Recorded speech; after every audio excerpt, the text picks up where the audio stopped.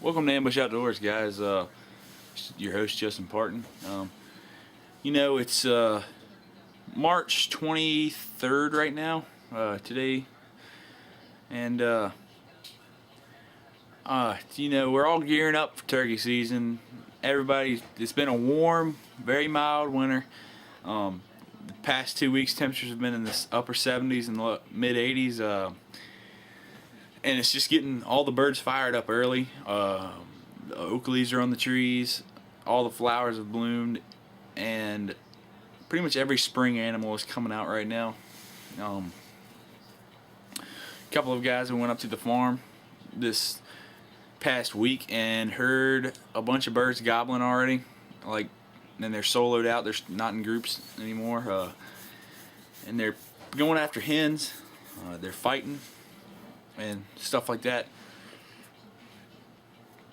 So with the thickness of the bushes and all that stuff right now, it's just probably going to be a tough turkey season for everybody and probably the whole country, because it's been record temperatures lately. But today I'd like to give this video out to some fellow YouTube viewers, because some of y'all are starting to turn to turkey hunting and just learning how to do it, and I've been doing it for a while now. So I just kind of want to give y'all some techniques. First of all, and most importantly to your spring turkey hunting, is your calling. Well, let me rephrase that. The most important thing is your camo. Pretty much any kind of camo, you got to follow the colors of the leaves in spring, because they do change a lot in spring. It depends on where you're going to be hunting it, whether it's a pine thicket or whether it's a hardwoods block of oaks and stuff, or whether it's just if you're bailing into the edge of a field in some woods and it's a lot of shrubbery there. You kind of want to blend into your surroundings just to break up your silhouette, and you can't be moving a lot either, because turkeys can see in color and they can pick out your figure really good. But a lot of patterns that I like are Realtree AP and APG. The turkey vest I've got on right now is Realtree APG, and that's a good pattern just to break up your movement, because it's got a lot of light tone colors and some dark tone colors and a lot of green in it if you get the APG.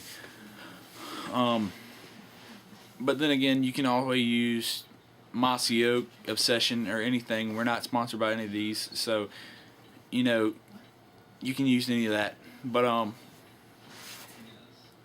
yeah, that's a really important aspect to your turkey hunting. The next most important thing is your calling. You are trying to lure that gobbler in. You're trying to reverse nature.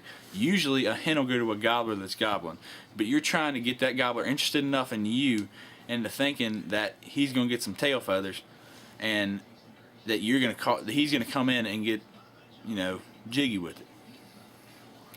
So you're trying to lure him in, and probably the number one call used in America, and the most highly effective in my opinion, is a mouth call, and I've got that right here. I just went out and purchased these mouth calls from Night and Hail today. I've had really good success with Night and Hail calls for the past 3 years.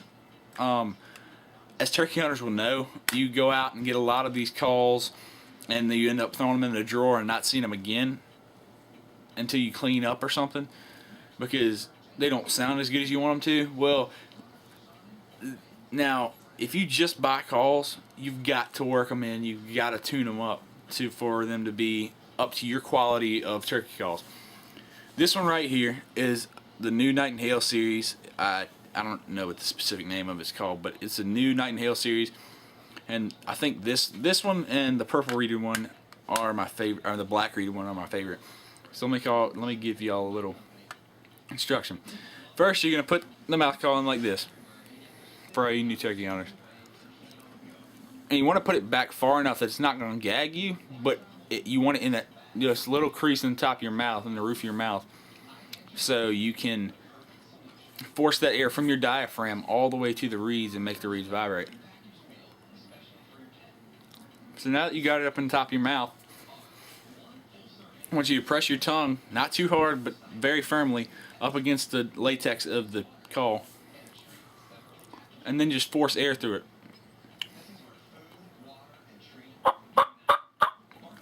you kind of say chuck, chuck, chuck, or something like that, or tuck, tuck, tuck, to get the yelps out, like this.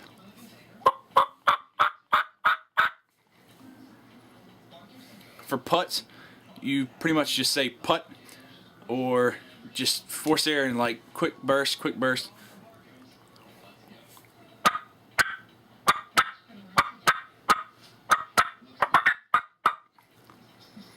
So now that you've learned that, you can get into more experienced calling. You can get the purrs down. I'm okay at purrs. You just vibrate your lips like.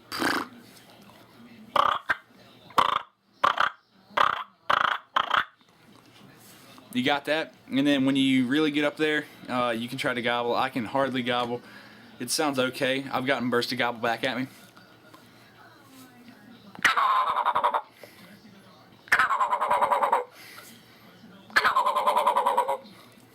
Or you can get a Jake gobble.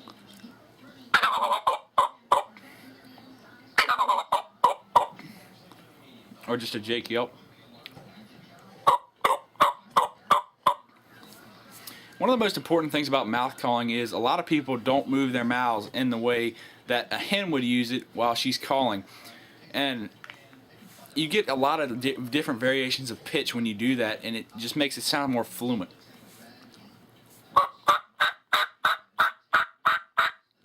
And you see me put my hand up like that when I call.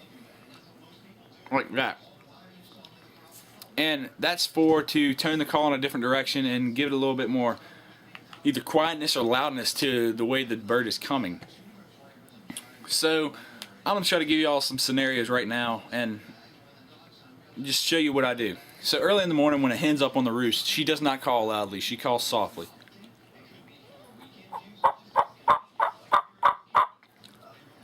Now you might think a bird that has a brain the size of your thumbnail wouldn't be able to hear that, but they have really good hearing too. So you want to start off with that soft yelping, like this.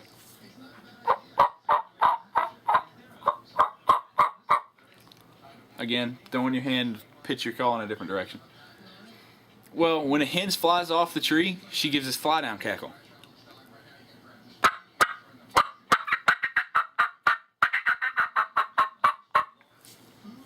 And a lot of times like a wing beater or something like that will make it sound more realistic. But anyways, after she gets that, she'll start calling a little bit soft, a little bit louder, but still kind of soft.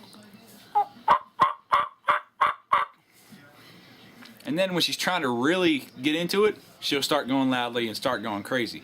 Well, pretty much all you really want to do right now is just, just pretty much yelp.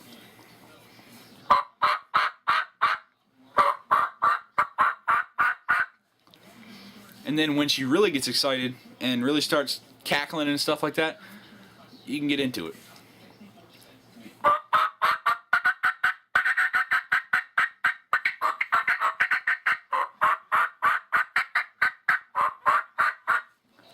A lot of time those cackles and putts will get a bird to strike gobble. Well, I didn't tell y'all what to do early in the morning. And when it's just getting light and the birds are just waking up on the limb, you got to give them a locator call to find out where they are. And most people either do that with a crow or an owl call. Well, early in the morning, there's a lot of owls out, so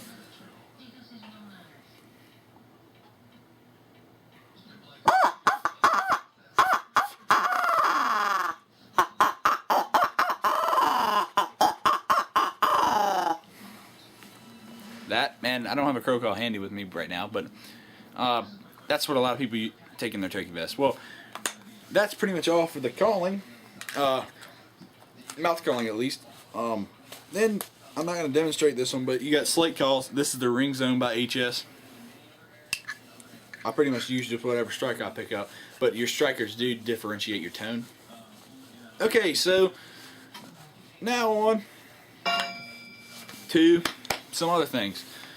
A lot of people either use number 4 or number 5 turkey shot. You can't use anything more than a 4, bigger than a 4 load here in Virginia. So I'm going to show you all my gun right now.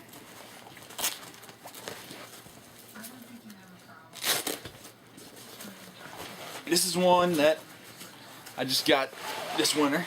It's been pretty good to me for duck hunting. It's a 1187 Remington. I got the super full choke in it now, all ready for turkey season. Extended choke tube. It's semi-auto, 3.5 inch.